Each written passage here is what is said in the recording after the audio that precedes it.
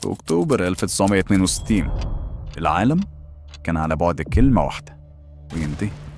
3 أشخاص جوا أنبوبة معدن تحت المية كان في إيديهم يمسحوا البشرية. 2 منهم قالوا اضرب، وواحد بس سكت، وسكوته ده هو السبب الوحيد إنك عايش وبتسمعني دلوقتي. خلينا نركن السياسة على جنب ونغوص في أعماق الجحيم. تخيل إنك معزول عن كل البشر، مفيش إرسال، مفيش أوامر، كل اللي سمعه مجرد تشويش. بالنسبة ليهم روسيا ممكن تقول خلاص انتهت، اتحرقت، بقت رماد. في أعماق البحر الكاريبي جوه الغواصة السوفيتية B-59 التكييف عطلان، درجة الحرارة جوه 60 درجة مئوية. خد نفس عميق، حاسس الهواء تقيل مليان عرق. البحارة بيغمى عليهم من الحر، عقولهم بتبدأ تسيح، عيونهم بتشوف هلاوس في الضلمة. مسموح لهم بكوباية مية واحدة بس في اليوم.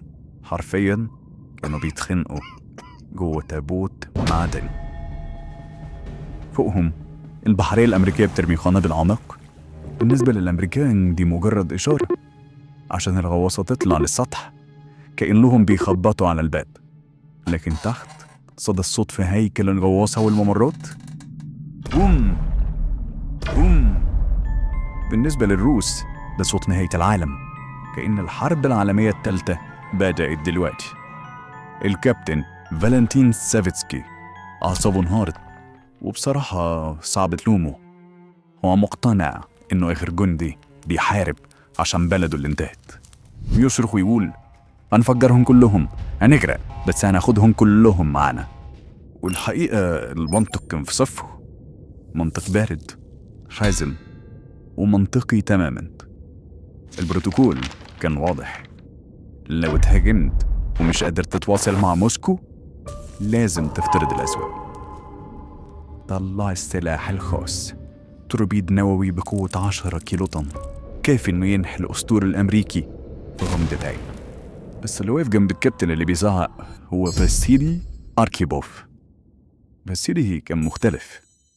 قبلها بسنة كان على متن غواصة تانية Q-19، شاف نظام التبريد وهو بيفشل، شاف رجالة بيمشوا ناحية مفاعل نووي مشع بإيدهم فاضية، شاف بنفسه الإشعاع بيعمل إيه في جسم الإنسان، نور خفية بتحرق الجسم من جوه. وفي الوقت اللي غيره كان بيفكر في المجد والاستراتيجيات، فاسيلي كان بيفكر في تمن القوة. كان بيتخيل عالم حتى المطر فيه اتحول لسلاح. إطلاق التوربيد مش محتاج زرار سري أو مفاتيح بتتلف. القرار محتاج حاجة أخطر، محتاج إجماع 3 أشخاص لازم ينطقوا حكم الإعدام عن العالم. الكابتن بيبص في عيونهم وبيقول موافق. الضابط السياسي بيمسح العرق ويرد موافق. 2 من أصل 3. الدايرة تقريبا اكتملت.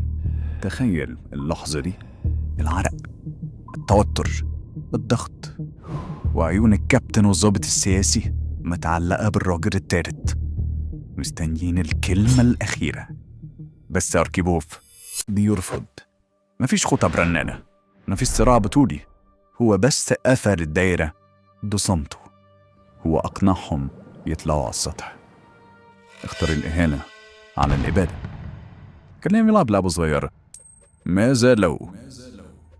ده سيدي وافق. التوربيد كان هيضرب الأسطول، أمريكا هترد، روسيا هتضرب في خلال 20 دقيقة بس. الحضارة البشرية بتنتهي. انت ما كنتش طلعت، أنا ما كنتش هبقى بكلمك دلوقتي. احنا ما كناش قريبين من نهاية العالم، احنا كنا بالفعل على بعد كلمة واحدة. كل الفرق لحظة تردد من إنسان واحد. لما رجع روسيا بدل استقبال الأبطال، أدميرال قال له كان الأفضل لو غرقت مع غواصتك، لأن التاريخ بيحب الانفجارات. كتب التاريخ بتتكتب عن الناس اللي صوتها عالي، عن الجنرالات اللي بيبدأوا الحروب، لكن نادرا لما بنبني تمثال للرجال اللي وقفوها. فاسيلي أركيبوف مات سنة 1998 بسرطان الكلى، غالبا بسبب الإشعاع اللي تعرض ليه سنين قبلها.